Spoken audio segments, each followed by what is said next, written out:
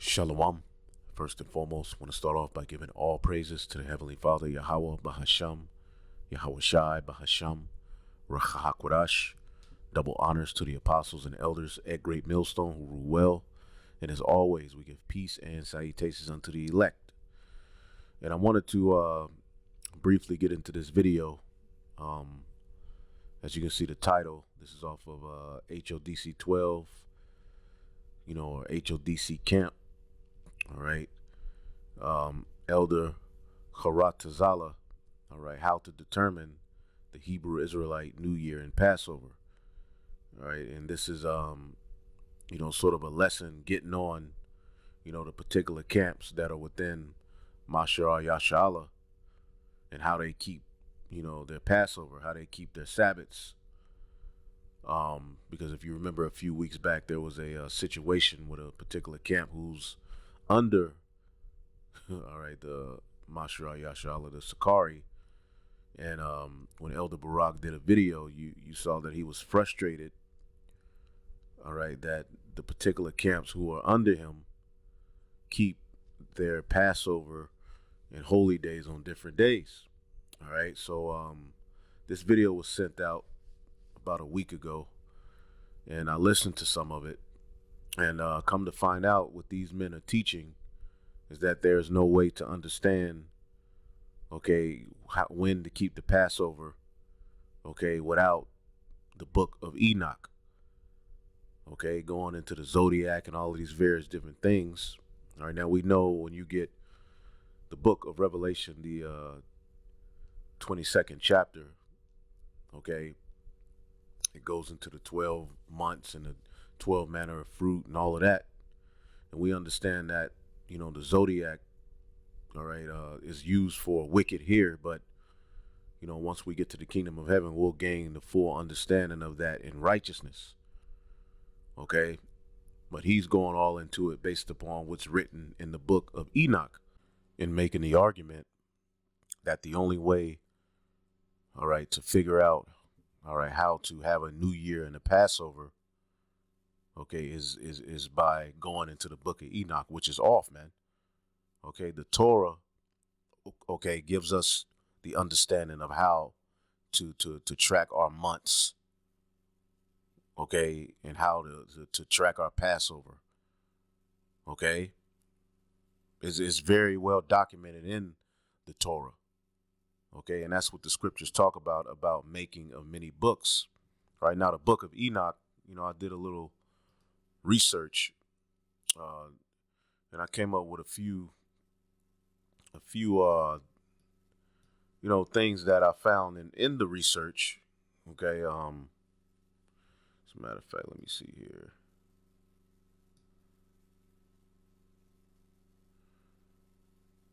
Let's see here. Okay, the book of Enoch, it mentions Mount Sinai and Mount Hermon, all right, which are things that, all right, weren't, in existence until after Enoch. All right. Enoch was before the flood. You see, now when you go into the book of Enoch, it mentions particular points in history that are accurate. All right. But it was not written. You can't attribute these writings to Enoch. There's a lot of bugged out things in the book of Enoch as well. 5,000 feet tall men. Okay. 450 feet tall men. Okay. No. In the calendar that he received, okay, from what they say was the angel Uriel, it was not based upon the new moon observation. All right. So you're in rebellion, man. And you all are teaching a bugged out doctrine amongst other things, man. And we'll let him speak for himself. But the book of Enoch and the book of Watchers, has material from Deuteronomy, the 33rd chapter.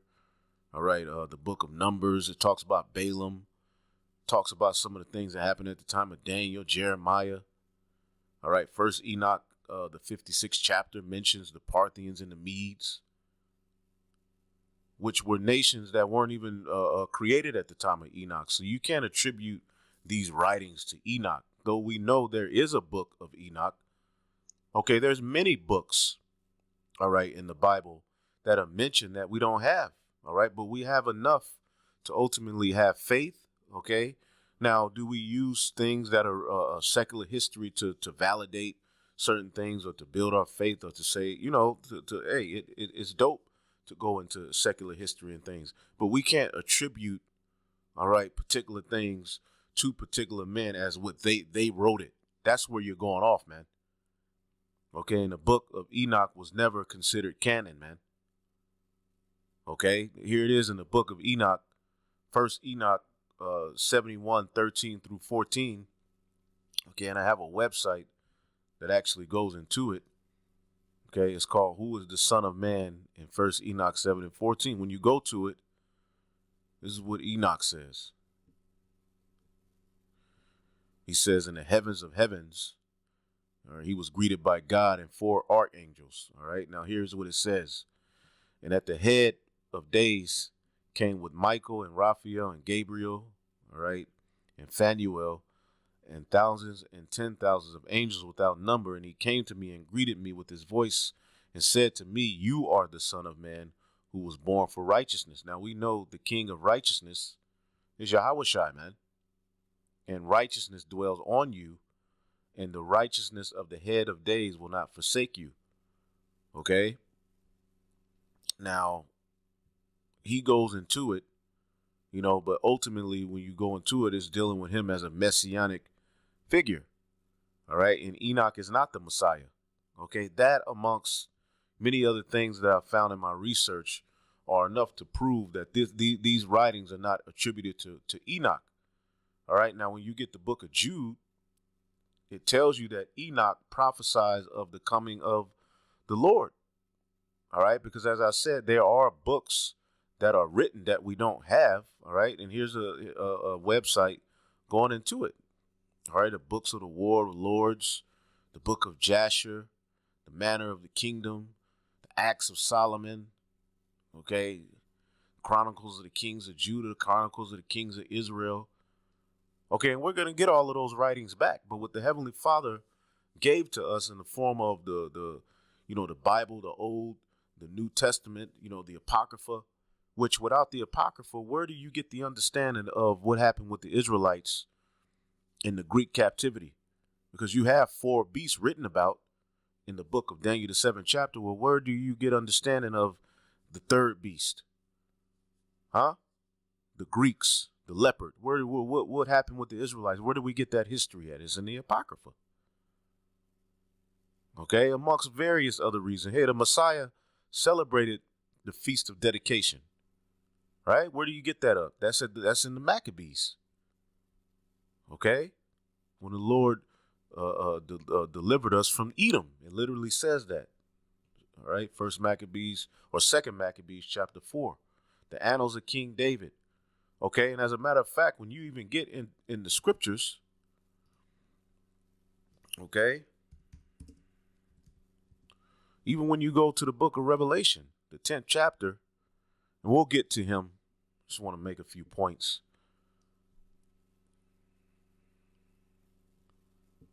The scriptures say do not add to the book, man, but let's see here.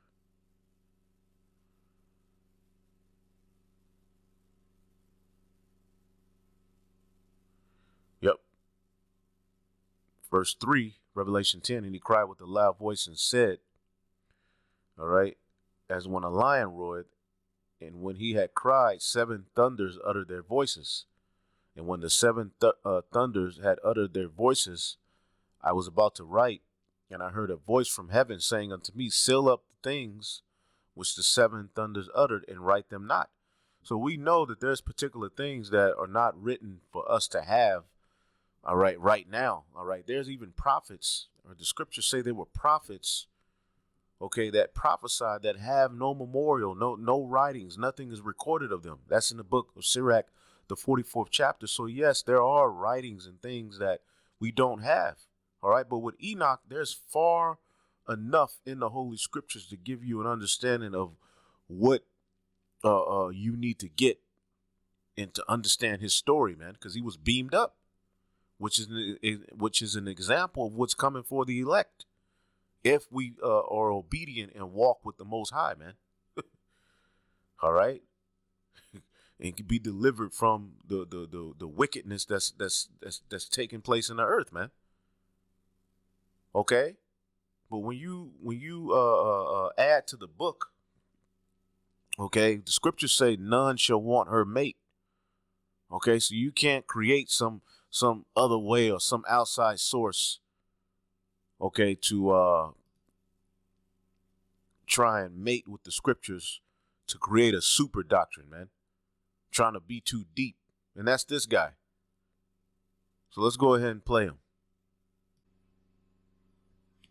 Month or intercalary year. If you don't do that, I'm going to read this book here in Jubilee. He's reading out of the book of Jubilee as well. So meanwhile, you know, these men are putting themselves on a pedestal as the head of this new government. But meanwhile, this is the type of shit that they got going on, man. Reading out all of these various different books, man. And we know what the scriptures say. We'll get it, all right, of what's going to happen unto him that adds unto and takes away. Because you would think you men would be, you know, you believe that the so-called or the mark of the beast is the chip. Where's your videos on that? Why ain't you talking about that? But you bringing Israel into further confusion, man. It's going to be brief. Well, try to make it brief. This is the book of Jubilee, chapter 6 and verse 32. It says, "And command thou the children of Israel that they observe the years according to this reckoning, 364 days, and will constitute a complete year." This is a solar year. And we didn't go by the solar, all right? We went by the lunar. And see, when you read the book of Enoch, the angel Uriel gave Enoch a calendar, all right, that was not based upon a lunar month, meaning the new moon is day one of the month. And we'll show you, according to the Bible, that it does give you a recollection of how to track time, how to find, you know, keep the Passover. Now, we're in an unperfected state. We're just rehearsing the righteous acts. It's not going to be perfect. This man has changed times, all sorts of things. Okay, so we do these things to the best of our ability. And as the scriptures say, judge no man, all right, in a new moon or the eats and, you know, meats and things like that, all right, which are the things associated with the sacrifice and the, you know, and the keeping of the Passover and the, you know, these particular holy days, right?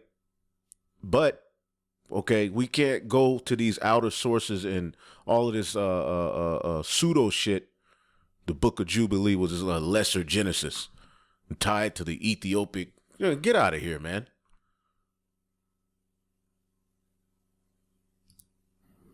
"And they will not disturb its time from its days and from its feasts, for everything will fall out of them according to their testimony, and they will not leave out any day nor disturb any feast.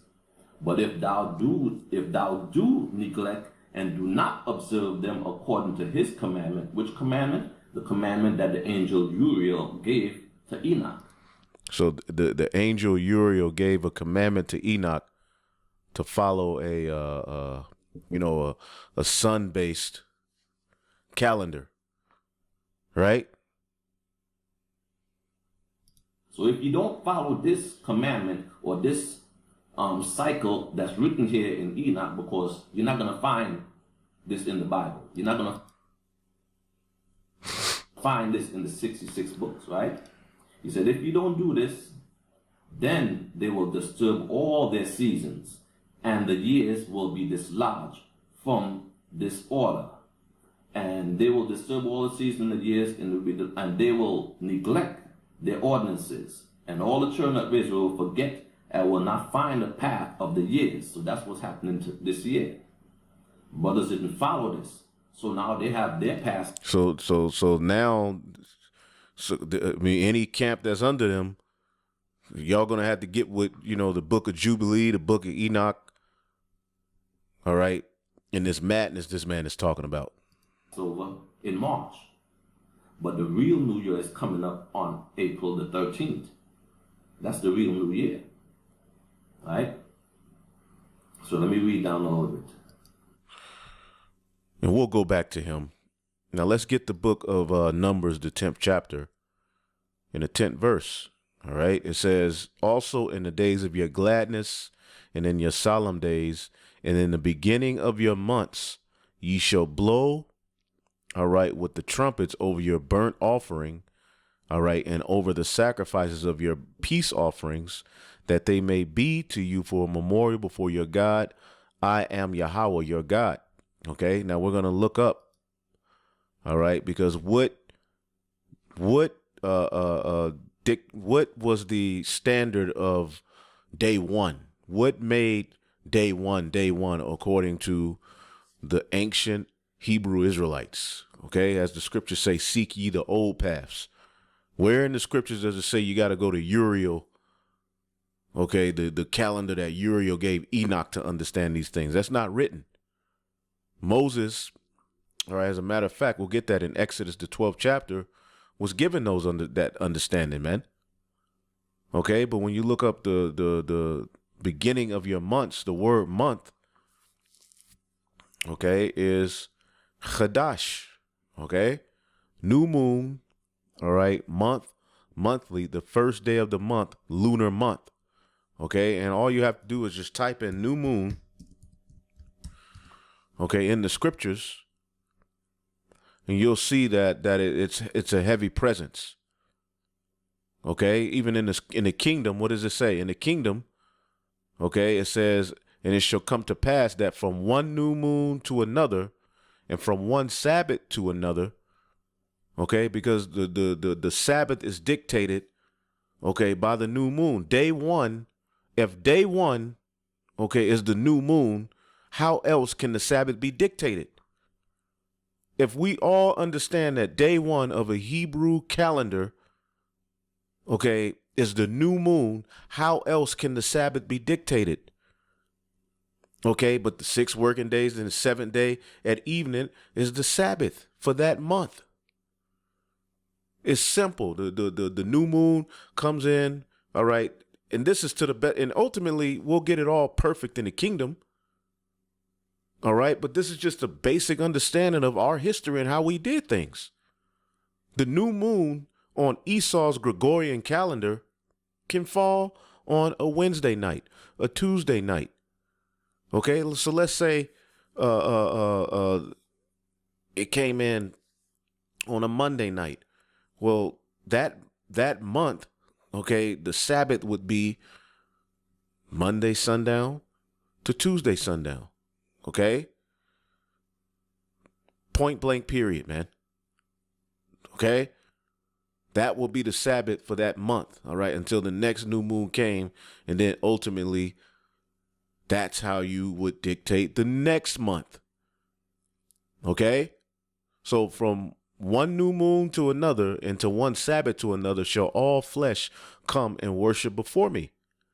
Okay? And when you get Exodus, okay, the 12th chapter, in the first verse, it says, and the Lord spake unto Moses and Aaron in the land of Egypt, saying, this month shall be unto you the beginning of months. It shall be the first month in your year. The first month in your year, man. And we never went by Monday, Tuesday, Wednesday, Thursday, Friday, Saturday.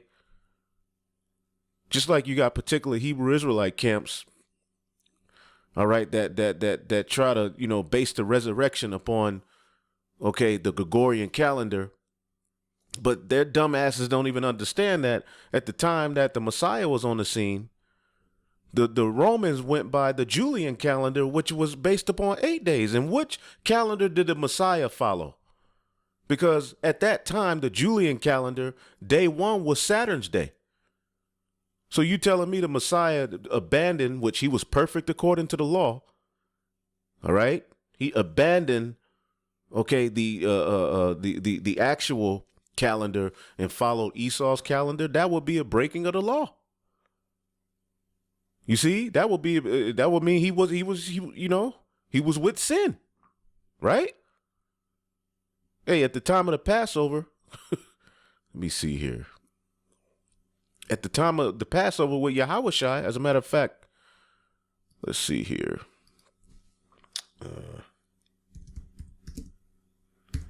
Let's type in first day. Should be in Matthew 26. Yep. These are Israelites keeping their customs, man. All right. In Rome, just like we're doing, to the best of our ability, of course. All right. This is Matthew 26 and 17. Now, the first day of the Feast of Unleavened Bread, okay, the disciples came to him. Now, see, right here, it says the first day of the Feast of Unleavened Bread. How would they have dictated that? Okay, by Esau's calendar? Okay, by a sun-based calendar? Or by the lunar calendar? Because they were keeping the laws, man. Okay? Exodus 12 and 2 says, this month shall be unto you the beginning of months. It shall be the first month of the year unto you. Okay? And when you read down, you would keep the Passover, right? And what would happen? All right. On the 14th day, it says, and ye shall keep it unto the 14th day, because we went day 1, day 2, day 3, day 4, day 5, and so forth, man. And ye shall keep it until the 14th day. So right here, we have a clear understanding of how to keep the Passover, how to determine our months. And ye shall keep it until the 14th day of the same month, and the whole assembly of the congregation of Israel shall kill it until the evening. Okay? And the 14th day at sundown was technically the 15th day. Let's type in 15th day.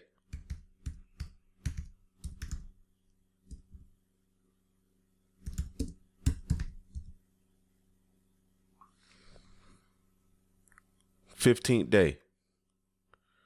And on the 15th day of the same month, all right, is the Feast of Unleavened Bread unto the Lord. 7 days must ye eat unleavened bread.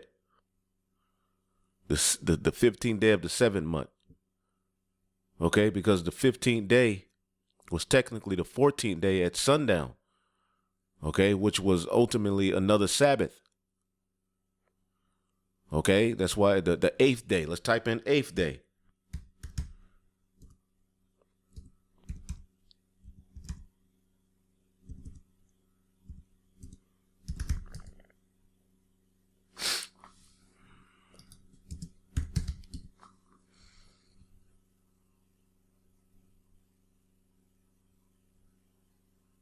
And on the 8th day, his foreskin shall be circumcised. You would be technically, you would be circumcised on a Sabbath. Okay. It says, the 8th day he shall take 2 lambs. The 8th day, you see the first day, the 8th day, the 15th day. Those are the new moon, which is likened unto the Sabbath, and then that dictates the weekly Sabbath. Okay, which is the 8th day, which is the 7th day at sundown. 7 days shall she offer an offering made by fire unto the Lord. And the 8th day it shall be a holy convocation. Just showing you that we went by day 1, day 2, day 3, day 4, and day 1 was the new moon, man. Point blank period, man. All right. Going back to Exodus 12. Going back to Exodus 12, all right, it says, this month shall be unto you the beginning of months. Let's look up the word months. Okay, it's the same thing, man. All right, H.O.D.C. All right, H.O.D.C, new moon, month, monthly, the first day of the month, the lunar month, not a solar. All right, and when you get Sirach, the 43rd chapter, okay, It says he made the moon to serve in her seasons for a declaration of times, all right, and a sign of the world. All right, he made the moon to serve in her season for a declaration of times and a sign of the world. We didn't go based upon the sun. So that calendar in Enoch, which had elements based upon the Greek calendar, could not be what Enoch followed, because Adam was technically given the law first, man. Okay, he was, the breath of life was breathed into him, as it says in Second Ezra, the third chapter. He was commanded to love the way of the Lord, which he transgressed. Eve first, all right, white. So they would have known this.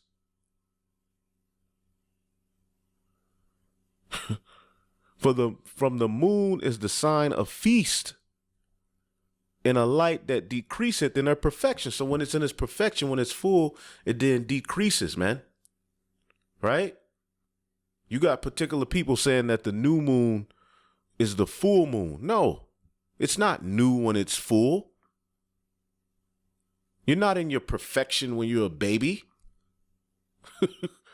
All right? You grow into your perfection, right? To where you're able to do things on your own. All right. Well, the moon, okay, it decreaseth in her perfection, right? And there's cycles. You can look it all up. It says the month is called after her name, increasing wonderfully in her changing. All right. So it increases, it decreases. Okay. Wonderfully in her changing. Okay. Being an instrument. Okay. Now, when it's a new moon, it increases. Okay. When it's a full moon, it decreases. Okay. And it's not flat, it's round. All right. It says the month is called after her name, increasing wonderfully in her changing, being an instrument of the armies above, shining in the firmament of heaven. You see, the heathen went based on, all right, a sun worship and based upon the sun, man. Come on, man. So we have more than enough in the scriptures to prove that we went based upon a lunar calendar, man. And that day one of a Hebrew month was the new moon. All right. As a matter of fact, let's get Psalms 104. And it's simple. I mean, the simplicity in the Messiah is not something that you have to go super deep into, man. Psalms 104:19. He appointed the moon for season. All right. The sun knoweth his going down. Look that up in the NLT. You dudes are bugging, man. You made the moons to mark the season, and the sun knows when to set. So the sun didn't determine our seasons, man. It was the moon. So this dude is off, man.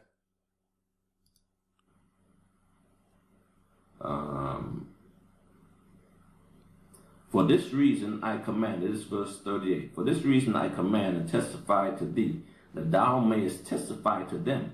For after thy death thy children will disturb, so that they will not make the year 364 days only.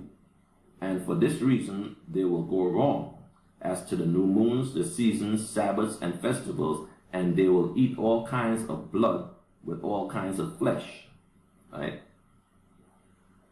So basically what is happening is brothers are keeping an abominable day according to the book. You continue reading in the book of Jubilee. You know, why? Because they're following the nations.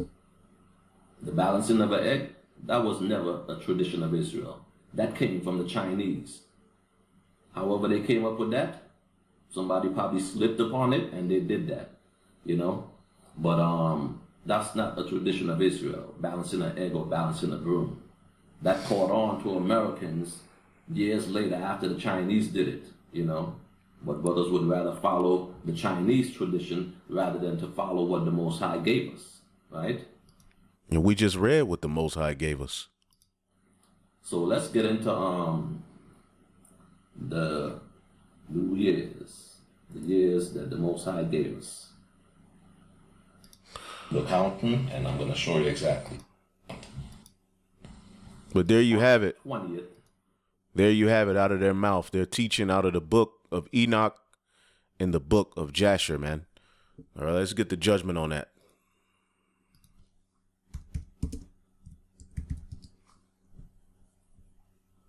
So we don't have enough in the Torah to give us a foundation of how to go about keeping our holy days. We have to go into the book of Jasher and the book of Enoch, which I believe is also somewhere in the book of Enoch that Nimrod, killed Esau. Esau killed Nimrod, one of those, but they weren't even around at the same time. Let's get it in the red letter.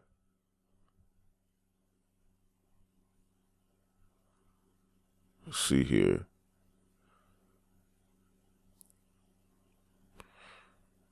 Yep. Revelation 22:18. For I testify unto every man that heareth the words of the prophecy of this book, if any man shall add unto these things, God shall add unto him the plagues that are written in this book. And if any man shall take away from the words of the book of this prophecy, okay, God shall take away his part out of the book of life. Barack Obama's the Antichrist. You guys teach a lot of weirdo stuff, man. Okay? And out of the holy city and from the things that are written in this book, man. So you're adding to the book. As I said earlier, none shall want her mate. Okay? You can't mate this book, all right, with the book of Enoch. Now, when you get the book of Jude, you get that real quick.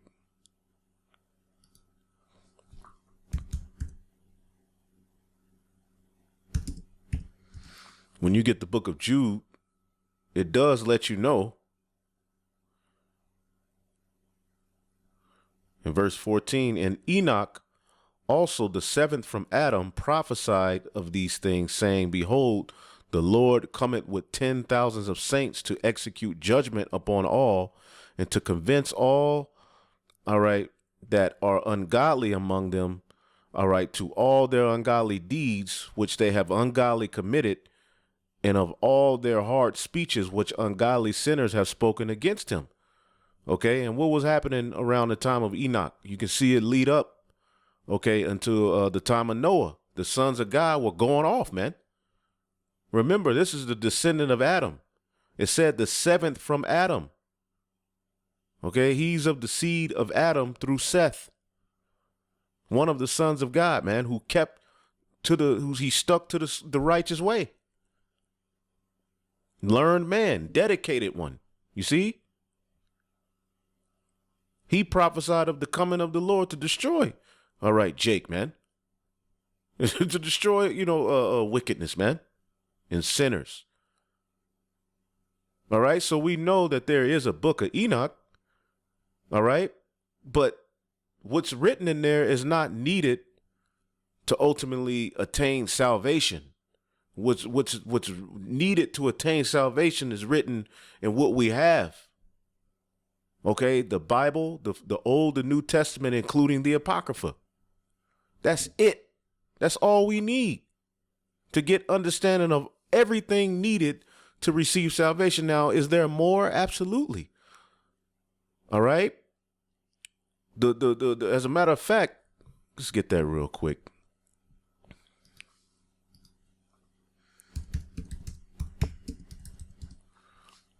I believe it's in the book of Sirach.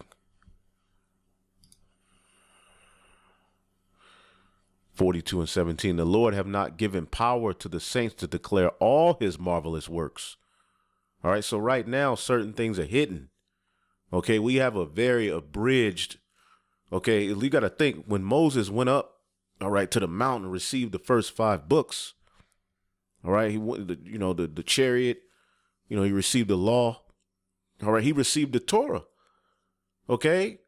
he broke it down in a way that is written for us is in a way that you have to be spiritual. You have to have a key. The key, you got to have the key, which ultimately to get that hidden manna, to put the pieces together. In the beginning, a lot of people think that it's just saying in the beginning, God created the heaven and earth. But when you go into that, that's the history of our legacy as the sons of God, starting in the heavens under Yahweh in order. Gives you the history of Adam. It goes into us being, made a nation, Abraham, all of that.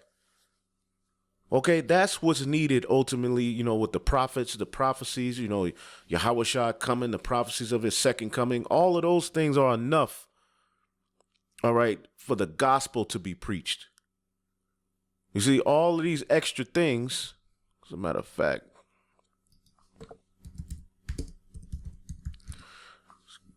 get Ecclesiastes 12.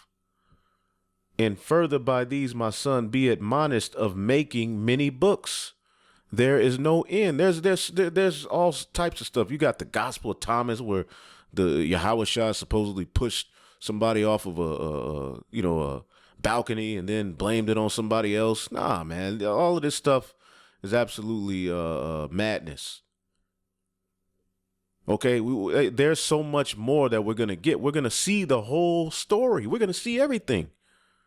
As a movie, but all of those writings, everything, and I speak as a man when I say that, I believe that the Heavenly Father is going to show us, the beginning, okay, to the end as it was written, and we're going to get all of those writing backs. We're going to get all of the understanding of who we were in our past lives. We're going to get our true names. There's going to be so much more, all right, but we have to go through the straight gate to get all of that.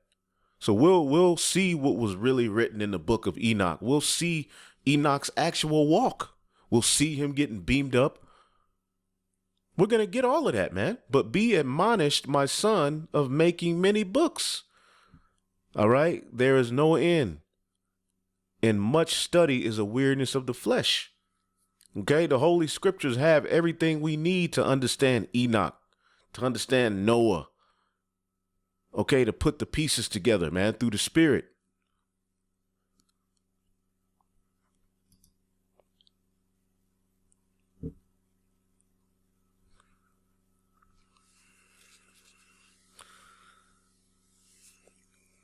But my child, let me give you further advice. This is advice from Solomon, man. Be careful of writing, for writing books is endless, and much study wears out the flesh, man.